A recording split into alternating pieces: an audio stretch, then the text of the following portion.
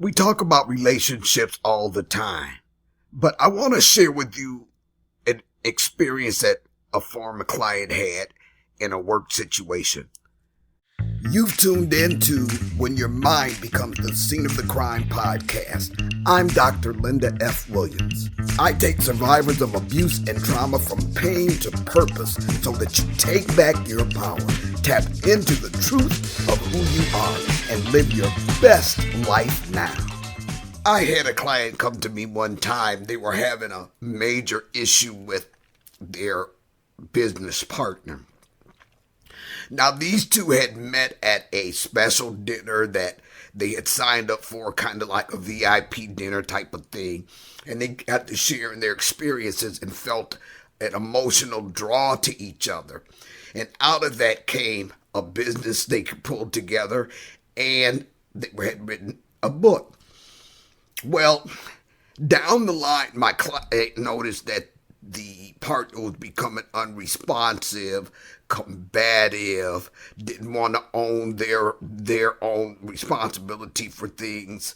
They were dropping the ball with respect to the business finances, and trying to talk to his partner became this where everybody was just hollering at each other and not hearing each other, and these circular arguments where at the end of it, everybody's frustrated and angry, and they still haven't dealt with the doggone problem.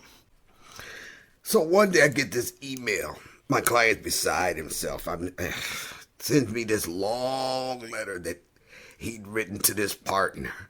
And the letter was full of emotion. And when you act like this, you make me feel like that. And when you do this, I feel like that. I mean, the whole thing was just a conglomeration of emotion that I knew, judging from what I knew about his partner, was going to cause another circular argument where everybody's talking around the problem and getting nowhere. So I read the thing. I got up to like page 8.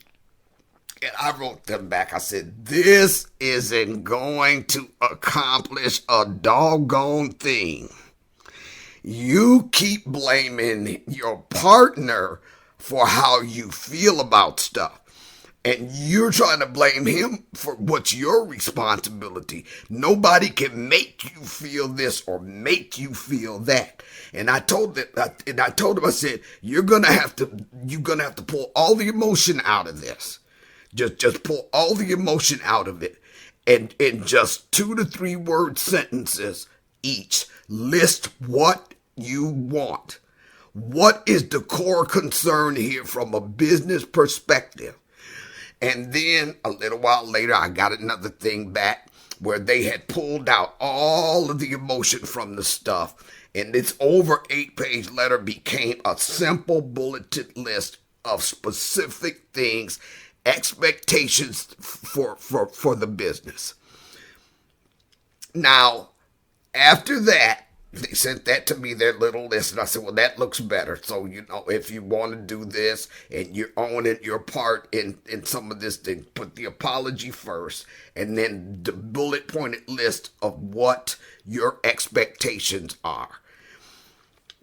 So then he wrote me back and said, okay, he feels better about that. I didn't hear back about this situation again. Next thing I know, they telling me months down the line that they had cut that partner loose and moved on. And we had discussed that as a possibility. But they were talking about, well, we got this tied up financially and that tied up. And then we got this. And I had to ask him, look, what do you want, peace or profit? You need to make a decision as to what's more important to you. If you're going to go with the finances and not wanting to go through the dynamics of separating that stuff and putting a closure on the partnership, that you can't keep complaining about this knucklehead who has shown you who they are. If you think that peace is more important to you, choose a value. Act accordingly. I'm not telling you which one to choose, but choose a freaking value here. And apparently, he had decided he wanted peace. Now, in this whole exchange, it came a point where I had to give some hard, tough love to this guy. And what I basically told him was this: you guys is like two little boys on the playground yelling and screaming at each other and nothing's getting done. And I challenged my client. Now, this client had a background of being bullied, yada, yada, yada, and some childhood trauma, okay?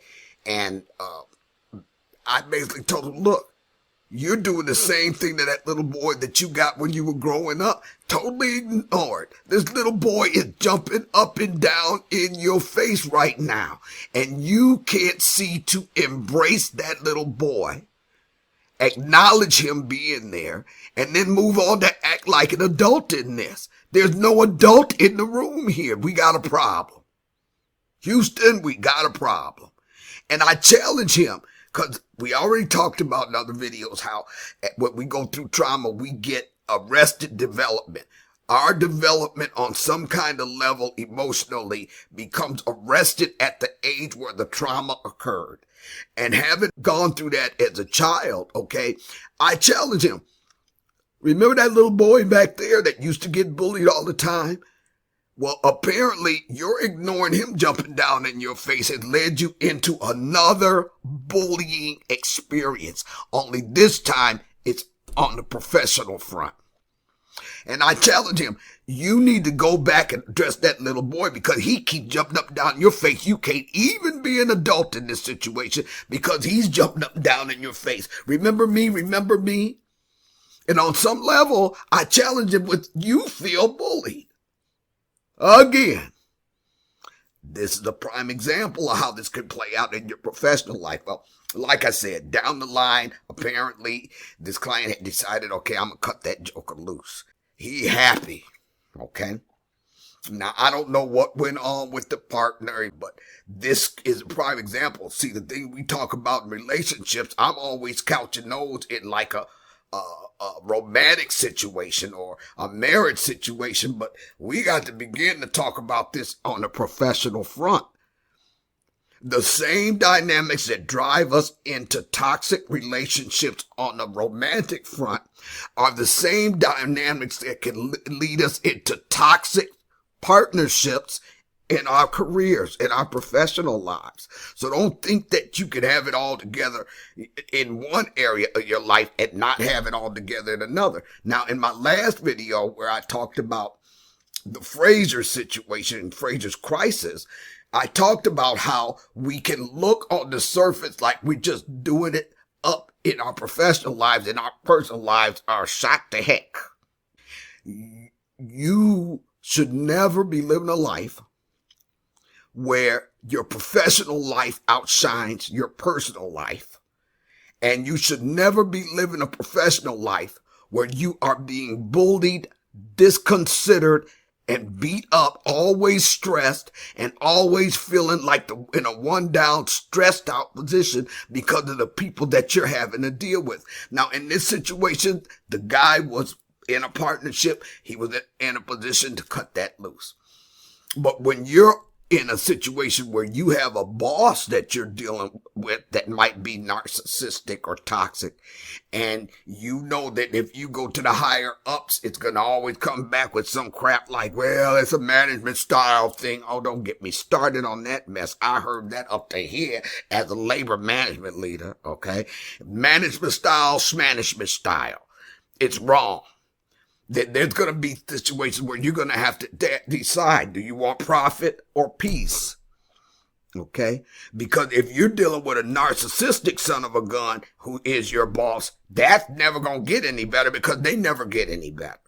So you're going to have to come up with coping strategies that'll allow you to stand underneath that, protect yourself professionally. I call it CYA, cover your rump. Okay? And make sure that you don't wind up as a target for that narcissistic situation. So if you want me to do a special video on how to deal with a narcissistic boss, let me know in the comments below and I'll put that on my list. But the whole idea of this one is just to say that sometimes we allow our trauma brains to walk us into unholy alliances, toxic alliances. And if you're serious about your business, I mean, in this case, my client felt like his partner was dropping the ball and not standing up to his responsibilities. And every time he confronted that partner about that, they got off into this emotional cyclical argument that never addressed anything. And my client walking away feel like bullied with his tail between his legs, and still nothing got done. So if you want me to do something special about how to address a narcissistic boss, let me know below. If you want me to do something special on how our trauma brains could walk us into unholy partnerships and how to avoid that, let me know that too. I'm offering a complimentary breakthrough session. I put the link below under offers. So click that button right now and schedule a complimentary breakthrough session with me. During the session, we're going to talk about what are your main concerns and what you want to change in your life. And we're going to talk about whether or not we will be a good partnership to address those issues. Always remember, your greatest power is realizing the truth of who you are. Always know that truth.